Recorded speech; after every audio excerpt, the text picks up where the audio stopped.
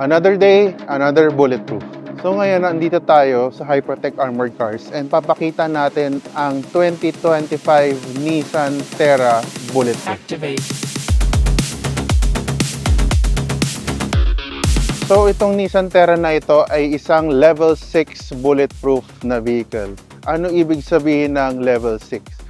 Ang level 6 ay protection against Armalite. So meaning mga handgun, AK-47, M14, M16. So isa sa mga features na nilagay namin dito sa Nissan Terra na ito ay operable windows. So ito kasama na ang passenger and driver. So isa sa mga dinatagdag natin dito ay overlap with bullet catcher. So lahat ng pintuan meron ganito. So bakit may ganito? Kasi tingnan nyo to, itong side na to, hindi siya pwedeng i-armor.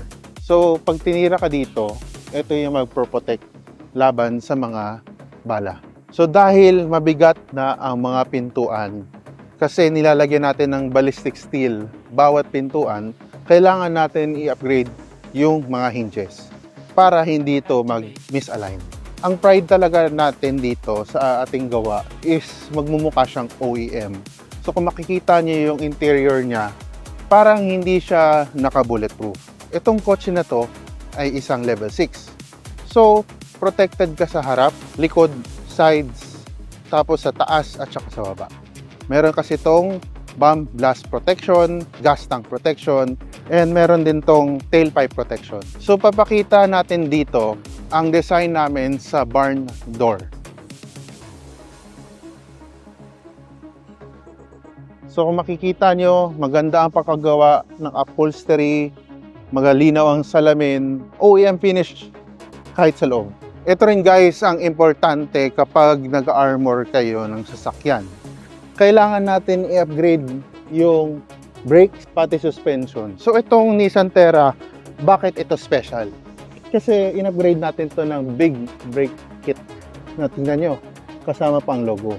Pagkatapos nito, ang isa rin sa pinaka-importante na gagawin natin sa isang bulletproof car ay protected yung engine. So meron tayong sidewall, front protection, and meron din tayong battery and ECU. So yan, makikita nyo, protected ang battery natin at ECU. Ang gamit natin dito ay ballistic steel. So maganda pagkagawa, oh. Tama mo. Ang ganda yung finish ng protection natin. Isa ring standard na nilalagay natin sa apat na gulong ay ang tinatawag na run flats. So bakit may ganito?